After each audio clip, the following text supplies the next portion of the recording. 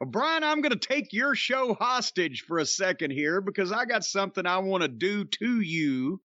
I want to play a little game with you, son. We haven't played Guess the Program in a while.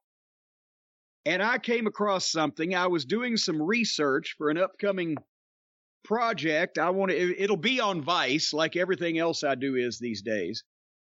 But I came across, I don't have the actual program, but I have the lineup.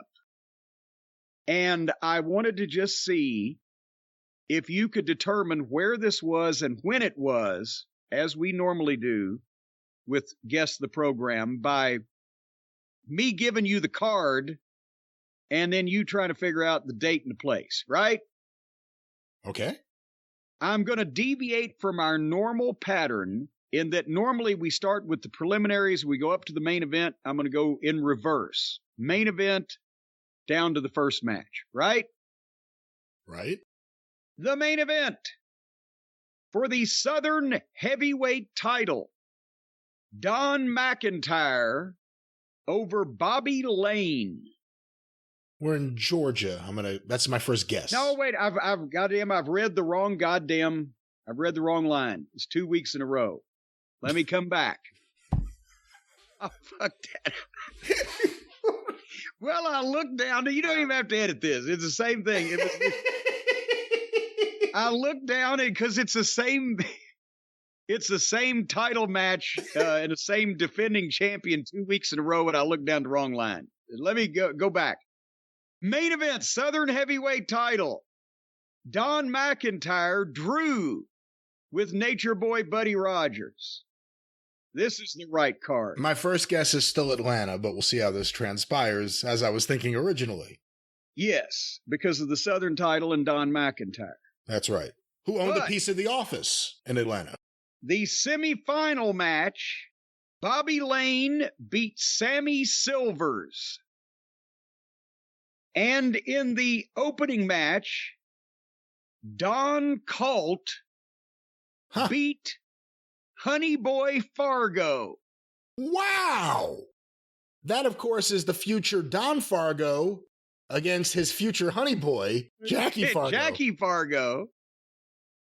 Wow, okay. So I believe it's definitely before 57.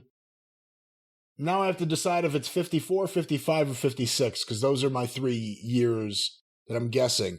And if I remembered Don Fargo's wonderful biography on Crowbar Press better, I would remember what year he started. But they were up there by 57. I'm going with 55 or 56, Southern Heavyweight title, Don McIntyre. I'm going with 1956. Wait a minute. Hold on. Atlanta, Georgia. Hold on 1 second. I need to find it. Hold on. Where is it? No, that's not the right one. Come on. That wasn't the right one at all. No, it wasn't. Well, that could work. That's what I was looking for. Yeah, fuck. You are wrong, sir. What? July 6, 1953. Wow. And the city, Tampa, Florida. Wow. Because, and by the way, Don Colt was a bodybuilder and regional bodybuilding champion in the Pittsburgh area, and I believe he had his first match in 1949, if I'm not mistaken. However, Don Colt and Jackie Fargo, both independently of each other, were booked to, in the first couple of years of their careers, were booked to wrestle in Florida, which at the time was not a big money territory at all. The crowds in Tampa, 2,000, that was capacity for the building that they were running at that point. People forget that in the 40s and 50s, Florida wasn't a vacation destination. It was a fucking swamp. And it was still is. Well, and besides for Miami Beach, which even in those days, Miami Beach was where you went to something. Die.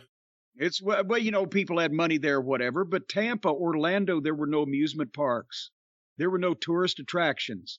These were small towns, and Florida was they had regular wrestling for years like everywhere else, but it was not big business. And Roy Welch and Nick Goulas took Tampa over in the mid to late 40s and were using the whole Tennessee crew down from Nashville. Nick was the frontman promoter. Roy was booking. They used Pat Malone, the Green Shadow, Wild Bill Caney, the whole Tennessee crew, and they ran Florida for a while until an opposition promoter came in, and I think he had the benefit of being closer to home, and they were, a long way from Tennessee. But it wasn't until Eddie Graham moved there and became the top wrestling in-ring attraction, and then bought into the promotion with Cowboy Luttrell in the early and mid-'60s, that Florida became a more lucrative wrestling territory. But anyway, so yeah,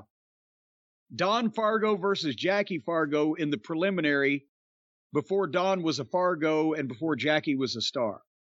And the Southern title at that point in time, some of the Atlanta talent was being imported into Florida because they didn't really have a goddamn full crew down there at most points.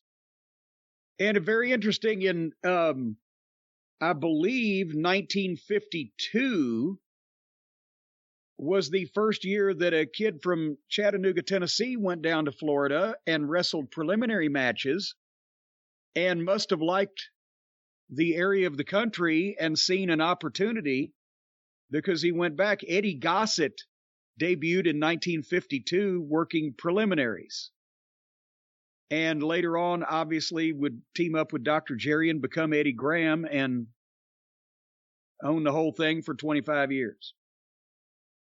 Anyway, Honey Boy Fargo, that was his first, because Jackie had a baby face when he was in his early 20s. He didn't have all those scars and all the tattoos and done all the hard ways and everything at that point. It was Don McIntyre who sold his shares of the Georgia office to Buddy Fuller when Buddy Fuller became partners with Ray Gunkel. Yes. And then Paul Jones, to be fair. Who always had some shares. Who always, till the very end. Because he was older than any other human being on the face of the earth.